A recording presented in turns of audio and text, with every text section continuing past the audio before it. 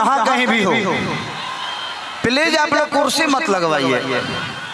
हम कुर्सी वाले कलाकार नहीं है भाई, हमारा के देखे खातिर निमन निमन लोग आवेला, तो निमन लोग कुर्सी पर ना बैठ सकेला।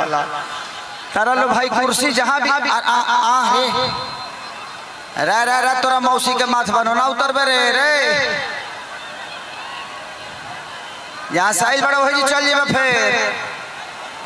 हाँ घर में सुनवाइल हो फिर घरे चल जेबो। सुन रानी बेटा एगो हमर दिल एह जान होई तीनों तहार। भाई का फरमाइश है, रुको लइका कहता कि जिंदगी जान लेके छोड़